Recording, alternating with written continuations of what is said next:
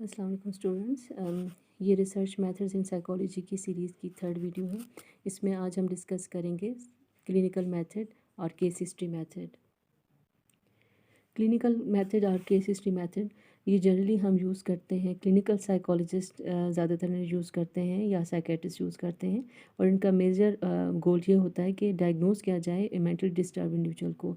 इस प्रोसेस के लिए वो इंडिविजुअल्स के इंटेलिजेंस को, इमोशनल रिस्पॉन्सेस को, एप्टीट्यूड को, उनके पर्सनालिटी ट्रेट्स को स्टडी करते हैं। इस मेथड में इंडिविजुअल्स की पास्ट अनकवर्ड थाट प्रोसेसेस या थाट्स जो मेंटल प्रोसेसेस हैं, उसके बिहेवियर हैं, उसको एक्सप्लोर किया जाता है। और उसके नतीजे में हमारे पास जो पॉसिबल आउटकम आता है वो डायग्नोसिस के लिए हम यूज़ करते हैं कि पर्सन के जो सिम्टम्स हैं, उसकी लाइफ हिस्ट्री है या उसका जो पर्टिकुलर पैटर्न ऑफ थॉट्स हैं या इमोशनल कंडीशन है, वो किस तरीके से उसके प्रेजेंट सिचुएशन या सिम्टम्स को एक्सप्लेन कर सकता है। तो इन शॉर्ट केस हिस्ट्री और क्लिनिकल मेथड हम डायग्नोसिस पर्पज़ के लिए यूज़ करते हैं और ये मेनली यूज़ करते हैं साइकोलॉजिस्ट, साइकेट्रिस्ट और सोशल वर्कर्स। अगर हम शॉर्ट सी इनकी क्लिनिकल मेथड और केस हिस्ट्री मेथड की सिग्निफिकेंस और ये क्रिटिसिज्म को एक्सप्लेन करना चाहें तो हम कह सकते हैं कि क्लिनिकल मेथड और केस हिस्ट्री मेथड बहुत ईजियर है और वो इंडिविजुअल जो कि ट्रेंड है डायग्नोसिस करने में, उसको बहुत आसानी से अप्लाई कर सकता है। और सेकेंडली, जब आप एक अच्छा रिलायबल डायग्नोसिस करेंगे तो ये फर्दर आपकी ट्रीटमेंट प्लान को जस्टिफाई कर सकता है और आपके पॉसिबल पॉजिटिव आउटकम के लिए भी एक ये बेस प्रोवाइड करेगा। जबकि क्रिटिसिज्म में मेनली ये सजेस्ट किया जाता है कि डायग्नोसिस के लिए क्लिनिकल मेथड को अप्लाई करने के लिए आपको एक्सपर्ट होना या आपकी ट्रेनिंग होना बहुत ज़रूरी है। सेकेंडली, बाज़ दफ़ा क्लिनिकल मेथड अप्लाई करते हुए हमारे पास जो इन्फॉर्मेशन जो मिलती है हमें क्लाइंट से, उसको एक्वायर करना एक बहुत ही प्रॉब्लमेटिक सिचुएशन बन जाती है, जिसमें अगर आपके पास पेशेंट्स या जो क्लाइंट्स हैं अगर आपके अंडर एज हैं या आपके पास इस कंडीशन में है कि जो आपको रिस्पांस नहीं दे सकते, तो क्लिनिकल मेथड यूज़ करते हुए आपके पास रिलायबल इंफॉर्मेशन नहीं आएगी। सेकेंडली, अगर हम इसको प्रोलॉन्ग्ड वे में बहुत ज़्यादा टाइम तक यूज़ करें तो एक एक्सपेंसिव मेथड भी डिक्लेयर हो सकता है। नेक्स्ट जो हमारे पास रिसर्च मेथड है ये है सर्वे मेथड। सर्वे मेथड एक साइंटिफिक मेथड है जिसके थ्रू हम किसी भी इंडिविजुअल की ओपिनियन को किसी भी स्पेसिफिक प्रॉब्लम के बारे में हम एक्सप्लोर करते हैं, या हम कह सकते हैं कि ये पॉसिबली हमें कॉज और उसके रिलेटेड इश्यूज़ के बारे में लिंक को एक पॉसिबल जो साइंटिफिक प्रूफ है वो प्रोवाइड करता है। जो क्वेश्चंस पूछे जाते हैं सर्वे मेथड में वो ओरल या रिटन दोनों फॉर्म में हो सकते हैं। जैसे कि अभी हम बात कर रहे थे सर्वे रिसर्च मेथड में, इसमें हमारे पास चाहे हम क्वेश्चनर्स यूज़ करें या इंटरव्यू के थ्रू हम लोगों के ओपिनियंस को, उनके व्यूज़ को हम उसके बारे में डेटा कलेक्ट करते हैं। जो डेटा कलेक्शन प्रोसीजर होता है ये स्पेसिफिक एक ग्रुप से होता है जो कि ओवरऑल तमाम पॉपुलेशन का रिप्रेजेंटेटिव होता है, और जो पॉपुलेशन होता है वो लार्जर ग्रुप होता है। जैसे कि अगर हम ये चेक करना चाहें कि ई लर्निंग का इफ़ेक्ट स्टूडेंट्स में उनकी परफॉर्मेंस पर कैसा रहा, तो इसके बारे में लोगों के स्टूडेंट्स के व्यूज़ दिए जा सकते हैं। इसके लिए हमें जो डेटा कलेक्ट करना होगा वो हमें स्टूडेंट्स से करना होगा। तो जो हमारे पास लार्जर ग्रुप जो है, जो पॉपुलेशन है वो स्टूडेंट्स हैं, लेकिन सिलेक्टेड ग्रुप ये जो सैम्पल होगा वो हमने स्टूडेंट्स के में से ही लेना है, क्योंकि हम पूरे पाकिस्तान के स्टूडेंट्स को इस रिसर्च स्टडी में नहीं इंक्लूड कर सकते। इसलिए हमें एक छोटा एक सिलेक्टेड ग्रुप हमने सेलेक्ट करना होता है जो कि रिप्रेजेंटेटिव होगा पूरे पॉपुलेशन का। तो इन शॉर्ट हम कह सकते हैं डेटा कलेक्शन प्रोसेस जो होता है ये मेनली डिपेंड करता है उस रिप्रेजेंटेटिव ग्रुप पे जिसको हम सैम्पल का नाम देते हैं, जो कि हम ड्राइव करते हैं पॉपुलेशन से जो कि हमारे पास अंडर स्टडी होता है। जैसे कि हमने पहले स्टडी किया है कि एक्सपेरिमेंटल मेथड जो है उसके लिए हमें केयरफुल प्लानिंग की ज़रूरत होती है। इसी तरीके से हमें सर्वे कंडक्ट करने के लिए भी केयरफुल प्लानिंग की ज़रूरत होती है, और उसके लिए हमें कुछ स्टेजेस हैं या हम कह सकते हैं फेजेस हैं जिनको हमें वन बाय वन ज़रूर कवर करना होता है, या हमें इन एलिमेंट्स का ज़रूर माइंड में पहले से प्लानिंग करके रखनी होती है। वो कौन कौन से हैं? सबसे पहले हमारे पास सिलेक्शन ऑफ प्रॉब्लम है, नेक्स्ट है population and sampling, next tools of a survey, method and procedure, analysis and result reporting. सबसे पहले हमारे पास आता है selection of problem. Formulation problem की फार्मूलेशन हमारे पास बहुत इम्पॉर्टेंट एक स्टेप है जो कि एक सर्वे कंडक्ट करने से पहले कवर होना ज़रूरी है। इसमें हमने ये देखना होता है कि वो कौन से पर्टिकुलर सिचुएशन है जो कि या साइकोलॉजिकल, सोशल या इकोनॉमिकल प्रॉब्लम्स हैं जो कि हमें ये सजेस्ट करते हैं कि हमने इसके बारे में लोगों के व्यूज़ या ओपिनियंस स्टडी करने हैं। तो ये हमारे पास सबसे पहला स्टेप है जिसको हमने पहले से ही कवर करना, सर्वे कंडक्ट करने से पहले इसको फार्मूलेट करना, प्रॉब्लम को फार्मूलेट करना या सिलेक्शन ऑफ प्रॉब्लम को पहले से डिटरमिन करना बहुत ज़रूरी है। नेक्स्ट इम्पॉर्टेंट जो स्टेज है वो है पॉपुलेशन एंड सैम्पलिंग से रिलेटेड। वो तमाम इंडिविजुअल्स जो कि स्टडी किए जा सकते हैं with reference to specific problem को हम पॉपुलेशन का नाम देते हैं। जैसे कि मैंने अर्लियर जो एग्जांपल कोट की थी जिसमें हमने ई लर्निंग का इफेक्ट स्टूडेंट्स की परफॉर्मेंस, एकेडमिक परफॉर्मेंस पे हम चेक कर रहे थे, तो उस केस में पॉपुलेशन हमारे पास स्टूडेंट्स थे। फॉर एग्ज़ाम्पल हम ये देखना चाहें कि वो कौन कौन सी काजेज़ हैं जो कि अफेक्ट करती हैं बैगरी को किसी भी सिटी में। तो हम कह सकते हैं इस सिचुएशन में हमारे पास जो पॉपुलेशन है वो सारे बेगर्स होंगे जो कि हमने स्टडी करने हैं। सैम्पलिंग या पॉपुलेशन का डिसीजन एक बहुत ही इम्पॉर्टेंट हम कह सकते हैं क्रिटिकल इशू है सर्वे मेथड में, जिसमें हम आइडेंटिफाई करते हैं कि वो कौन से सब्जेक्ट हैं जिस पर हमने कोई इंस्ट्रूमेंट चूज़ करना है जो कि क्वेश्चनर भी हो सकता है या कोई भी इंटरव्यू हो सकता है। वो तमाम इंडिविजुअल्स जो कि सैम्पल कहलाए जाते हैं जो कि सब्जेक्ट के तौर पर हमारे पास अंडर स्टडी होते हैं और वो रिप्रेजेंटेटिव होते हैं एक बिगर सेट ऑफ फॉलो इंडिविजुअल्स को जिनको हम पॉपुलेशन का नाम देते हैं। जब कभी कोई सैंपल वो तमाम कैरेक्टरिस्टिक्स के साथ हमारे पास आता है जो कि ट्रू पिक्चर होता है पॉपुलेशन का, ये रिप्रेजेंटेटिव होता है, तो ऐसी सैंपल को हम रिप्रेजेंटेटिव सैंपल कहते हैं।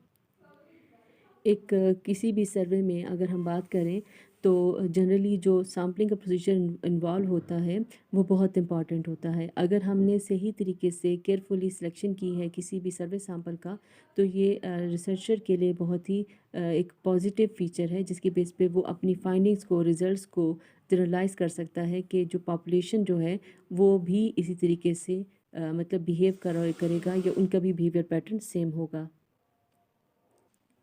नेक्स्ट इम्पॉर्टेंट फेज़ किसी भी सर्वे मेथड में होता है कि हमने वो टूल्स के बारे में डिसीजन लेना है जो कि हमने यूज़ करना है। तो वो जो डिफरेंट टूल्स जो हम यूटिलाइज़ करेंगे लोगों के ओपिनियन और उनके व्यूज़ को चेक करने के लिए, उनका रिकॉर्ड लेने के लिए, वो हमारे पास कोई टेस्ट भी हो सकते हैं, स्केल्स भी हो सकते हैं, क्वेश्चनर भी हो सकते हैं और इंटरव्यू भी हो सकते हैं। सिलेक्शन जो टूल सिलेक्शन है ये बहुत इम्पॉर्टेंट है और ये बेसिकली हमने नेचर ऑफ सैंपल की बेस पर और इसके साथ साथ जो हमारा गोल है या जो ऑब्जेक्टिव है स्टडी के उसकी बेस पर हमने करना होता है। नेक्स्ट इम्पॉर्टेंट फेज़ हमारे पास सर्वे मेथड में है मेथड एंड प्रोसीजर की डिसीजन लेना। मेथड एंड प्रोसीजर में हमने सर्वे रिसर्च मेथड कैसे कंडक्ट करना है, किस तरीके से हमने सब्जेक्ट्स को अप्रोच करना है, किस तरीके से हमने डेटा कलेक्शन करने के लिए हम जो टूल्स, चाहे वो क्वेश्चनर्स हैं, स्केल्स हैं, टेस्ट हैं या इंटरव्यू है, किस तरीके से हमने एडमिनिस्टर करना है, ये सारे का सारा प्रोसीजर और मेथड सेक्शन में हमने रिपोर्ट करना होता है। इसके बाद हमारे पास नेक्स्ट इंपॉर्टेंट फेज़ है वो दैट इज़ एनालिसिस। हमारे पास जो रिस्पॉन्सेज आए हैं, जो रिपोर्ट आई है डेटा की फॉर्म में सब्जेक्ट्स की व्यूज़ के बारे में, उसको हमें एनालाइज करना है जिसके लिए हम मीन, स्टैंडर्ड डेविएशन और पॉसिबली दूसरे स्टैटिस्टिकल एनालिसिस अप्लाई करते हुए हम अपने जो स्टडी हाइपोथेसिस हैं उसको हम एक्सप्लोर करते हैं या उसको इन्वेस्टिगेट करते हैं। लास्ट हमारे पास स्टेप है रिज़ल्ट रिपोर्टिंग का, जिसमें हमने वो सारे हाइपोथेसिस जो हमने कंडक्ट फार्मुलेट किए थे और उसके बेस पर हमने जो डेटा कलेक्ट किया था और एनालिसिस में हमारे पास जो रिज़ल्ट्स आए हैं उनको हमने रिपोर्ट करना होता है कि क्या हमारे जो हाइपोथेसिस हैं वो प्रूव हुए हैं या नहीं हुए, या जो हमारे पास एजम्पशंस या हमने जो भी पॉसिबल स्टेटमेंट्स फार्मुलेट की थी किसी भी पॉसिबल वेरिएबल्स के बारे में, वो क्या एक्सेप्ट हुई हैं या नहीं। अब हम बात करेंगे क्वेश्चनियर के बारे में। किसी भी सर्वे के लिए ज़रूरी है कि जो क्वेश्चनियर हम यूज़ कर रहे हैं कि वो बहुत अच्छी तरह फार्मूलेटेड हो।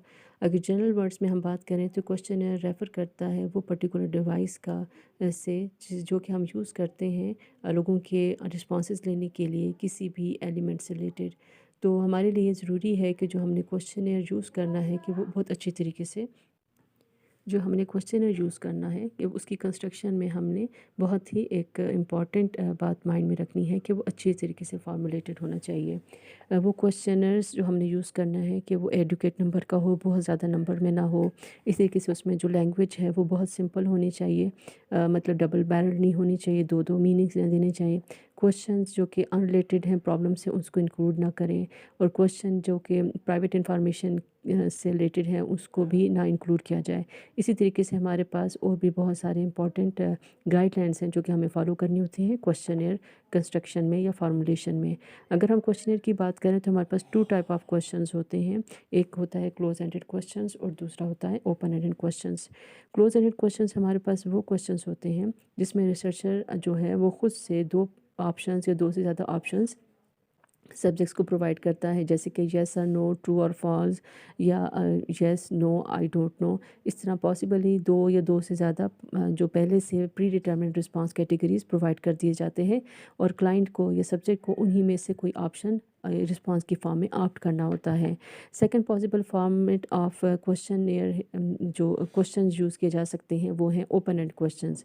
ओपन एंड क्वेश्चंस में हमारे पास जो क्वेश्चंस होते हैं जिसमें पर्सन रिस्पॉन्ड कर सकता है किसी प्रेशर के बगैर, किसी भी पॉसिबल कंडीशन के बगैर, जिसमें वो अपनी फीलिंग्स, अपने व्यूज़ आसानी से अपनी वर्ड्स में दे सकता है, जिसमें कोई वर्ड्स की लिमिटेशन नहीं है या कोई रिस्पांस कैटेगरीज नहीं दी जाती हैं, जिसमें सिंपली पूछा जा सकता है कि आज आप कैसा फील कर रहे हैं। इसके रिस्पांस में क्लाइंट अपनी फीलिंग्स के बारे में डिटेल में या शॉर्ट में जो भी वर्डिंग यूज़ करना चाहे एक्सप्लेन कर सकता है। जबकि क्लोज एंडेड क्वेश्चन में अगर हम यही सेम क्वेश्चन पूछें तो हम कह सकते हैं कि आज मैं बहुत डिप्रेस्ड हूँ। इसके साथ में हम पॉसिबली दो रिस्पॉन्स दे सकते हैं, येस और नो। तो इस केस में क्लोज एंडेड क्वेश्चन में क्लाइंट को इन दोनों ऑप्शंस में से कोई एक ऑप्शन फिल करना होगा या ऑप्ट करना होगा। तो ये हमारे पास पॉसिबली दो इंपॉर्टेंट क्वेश्चन की टाइप्स हैं, close ended questions and open ended questions. Open ended questions and close ended questions को हम स्ट्रक्चर्ड आइटम्स और अनस्ट्रक्चर्ड आइटम्स भी कहते हैं। Close ended question structured items के नाम से जाना जाता है, और open ended questions unstructured items के नाम के साथ जाना जाता है।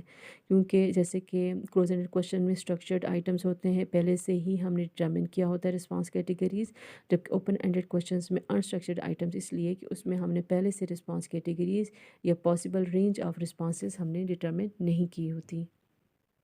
सर्वे रिसर्च में हमारे पास एक इम्पॉर्टेंट टूल जो हम यूज़ कर सकते हैं डेटा कलेक्शन के लिए वो है इंटरव्यू मेथड। इंटरव्यू एक इम्पॉर्टेंट मीन है जिससे हम इंफॉर्मेशन कलेक्ट कर सकते हैं। ये हमारे पास फ़ेस टू फेस कन्वर्सेशन होती है, और ये कन्वर्सेशन हमारे पास पर्पसफुल कन्वर्सेशन होती है बिटवीन टू इंडिविजुअल्स। एक होता है इंटरव्यूअर और एक होता है इंटरव्यूई। इंटरव्यूअर हमारे पास वो इंडिविजुअल होता है जो कि किसी से इंफॉर्मेशन गैदर कर रहा है, और इंटरव्यूई वो इंडिविजुअल है जिससे इंफॉर्मेशन ली जा रही है। तो ये फ़ेस टू फेस पर्पसफुल जो हमारे पास कन्वर्सेशन है ये इंटरव्यू कहलाता है। इंटरव्यू की अगर हम बात करें तो इंटरव्यू को भी हम फर्दर दो इम्पॉर्टेंट कैटेगरीज में डिवाइड कर सकते हैं। एक है स्ट्रक्चर्ड इंटरव्यू और दूसरा है अनस्ट्रक्चर्ड इंटरव्यू। स्ट्रक्चर्ड इंटरव्यू हमारे पास वो इंटरव्यू है जिसमें हमारे पास क्वेश्चनेयर्स की सीक्वेंस, क्वेश्चनेयर्स की वर्डिंग, टाइमिंग्स और ऑल प्रोसीजर पहले से ही प्री डिटरमाइंड होता है।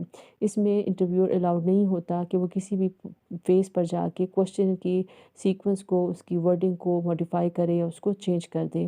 जबकि अनस्ट्रक्चर्ड इंटरव्यू हमारे पास वो टाइप ऑफ इंटरव्यू है जिसमें number and order of questions हमारे पास पहले डिटरमिन नहीं होते, और हम पहले से क्वेश्चन को पहले से लिखा हुआ नहीं होता या पहले से हमारे पास रिटर्न फॉर्म में नहीं होगा। इसमें हम कह सकते हैं कि वो टाइप ऑफ इंटरव्यू है जिसमें हम क्वेश्चंस को on the spot according to the responses of individual हम चेंज कर सकते हैं, मॉडिफाई कर सकते हैं, इंक्लूड भी कर सकते हैं, और बहुत सारे क्वेश्चन आइटम हम डिस्कार्ड भी कर सकते हैं। तो ये हमारे पास दो इम्पॉर्टेंट क्वेश्चनर्स क्वेश्चंस की बेस पर या उसकी स्ट्रक्चर या उसकी फॉर्मेटिंग की बेस पर हमारे पास दो टाइप्स ऑफ इंटरव्यू हैं, स्ट्रक्चर्ड और अनस्ट्रक्चर्ड इंटरव्यू। अब हम कंपेयर कर लेते हैं सर्वे मेथड को कि वो किस तरह हम कह सकते हैं कि क्या सर्वे मेथड अच्छा है, एडवांटेजेस हैं इसकी या नहीं है। तो दूसरे मेथड्स की तरह सर्वे मेथड में भी कुछ लूप होल्स हैं और इसी तरीके से कुछ प्लस पॉइंट्स या पॉजिटिव फीचर्स हैं। एडवांटेज में सबसे पहले हमारे पास पॉजिटिव फीचर ये है कि ये यूज़फुल मेथड है फॉर लार्जर डेटा। जैसे कि मैंने बात की है, ऑलरेडी हम डिस्कस कर चुके हैं कि ये मेथड हम अप्लाई कर सकते हैं लार्जर पॉपुलेशन पे, लार्जर ग्रुप ऑफ इंडिविजुअल्स पे। तो एट अ टाइम एक शॉर्ट टाइम पीरियड में हम बहुत सारे लोगों से ज़्यादा डेटा और ज़्यादा जो हमारे पास इंफॉर्मेशन हम कलेक्ट कर सकते हैं। नेक्स्ट इंपॉर्टेंट फीचर ये है कि इसका बहुत वाइड स्कोप है। जैसे कि हमने ऑलरेडी देखा कि ये मेथड हम अप्लाई कर सकते हैं किसी भी इंडिविजुअल पर, किसी भी पर्सन पर और किसी भी इशू के बारे में उनसे इसके उनके व्यूज़ और ओपिनियन कलेक्ट कर सकते हैं। नेक्स्ट इंपॉर्टेंट फीचर ये है कि कंपैरेटिव टू एक्सपेरिमेंटल मेथड ये इनएक्सपेंसिव है। जैसे एक्सपेरिमेंटल मेथड में हमने लेबॉर्ट्री की सेटिंग करनी है, एक्सपीरियंस वेरिएबल्स को कंट्रोल करना है, ऑपरेटर्स या इंस्ट्रूमेंट की सिलेक्शन करनी है। इस मेथड में जस्ट हमें क्वेश्चनेयर टूल या हमें टेस्ट या इंटरव्यू के थ्रू हम आसानी से किसी भी पर्सन से उसके व्यूज़ या ओपिनियन ले सकते हैं। तो कंपैरेटिवली ये थोड़ा सा लेस एक्सपेंसिव है। नेक्स्ट इंपॉर्टेंट फीचर ये है कि इसमें हमें एज सच इतने ज़्यादा ट्रेंड इंडिविजुअल की ज़रूरत नहीं होती। किसी भी इंडिविजुअल को हम एज अ रिसर्चर ले सकते हैं। सिंपली उसको ये पता होना चाहिए कि किस तरीके से उसने प्रोसीजर को फॉलो करना है, जो कि हमने से पहले से ही प्लान किया होता है कि क्वेश्चनर्स कैसे हमने हैंड ओवर करने हैं और क्वेश्चनर्स को हमने किस तरीके से रिपोर्टिंग करनी है। अब हम बात करते हैं थोड़ी सी डिसएडवांटेजेस की तरफ या वीक पॉइंट्स की तरफ। इस पर्टिकुलर मेथड में हमें लॉट ऑफ एफर्ट की रिक्वायरमेंट है। ज़ाहिर सी बात है, सबसे पहले अगर हम बात करें, अगर हमने क्वेश्चनर यूज़ करना है या हमने इंटरव्यू करना है और अगर हमें स्ट्रक्चर्ड इंटरव्यू या हमने क्लोज एंडेड क्वेश्चंस यूज़ करने हैं, तो ऑब्वियसली हमें सबसे पहले इसकी प्लानिंग करनी होगी। हमने पहले क्वेश्चनर्स को फॉर्मुलेट करना है, या अगर हमने इंटरव्यू कंडक्ट करना है तो हमने पहले से क्वेश्चनर्स की फॉर्म में क्वेश्चंस को पहले से राइट डाउन करना है, उसकी प्लानिंग करनी है, सीक्वेंस को डिसाइड करना है। तो इसलिए साथ में हमने इस प्रोसीजर को कैसे इम्प्लीमेंट करना है, डेटा कैसे कलेक्ट करना है, तो ये हमारे लिए थोड़ा सा एफर्ट टेकिंग काम हो सकता है। नेक्स्ट इम्पॉर्टेंट जो फ़ीचर है जो कि इस प्रोसीजर को थोड़ा प्रॉब्लमेटिक डिक्लेयर करता है, वो है selection of sample. Selection of sample थोड़ा डिफ़िकल्ट हो सकता है, जैसे हमने ऑलरेडी बात की है। सैम्पलिंग टेक्निक को अप्लाई करना और एक अच्छा रिप्रेजेंटेटिव सैम्पल को सेलेक्ट करना भी एक बहुत ही इम्पॉर्टेंट क्रूशल फेज़ हो सकता है सर्वे मेथड में। और लास्ट इम्पॉर्टेंट जो पॉसिबल इशू जो राइज हो सकता है सर्वे मेथड यूज़ करने में, वो है पर्सनल बायसेस। जब हम किसी पर्सन से उसके व्यूज़ या उसके ओपिनियंस मालूम करते हैं, तो बाज़ औक़ात लोग अपनी अच्छा इम्प्रेशन डालने के लिए ट्रू रिज़ल्ट्स या ट्रू जो उसकी फीलिंग्स होती हैं या ओपिनियंस होती हैं, वो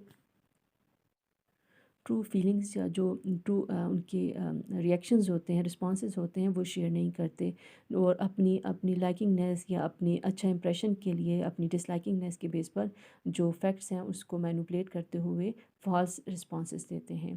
तो जिसकी बेस पे चांसेस हैं कि हमारे पास जो रिज़ल्ट्स आएंगे वो ज़्यादा रिलायबल नहीं होंगे। तो ये हमारे पास था सर्वे रिसर्च मेथड। होपफुली आपके लिए ये बहुत ईजी और अंडरस्टैंडेबल होगा। अल्लाह हाफिज़।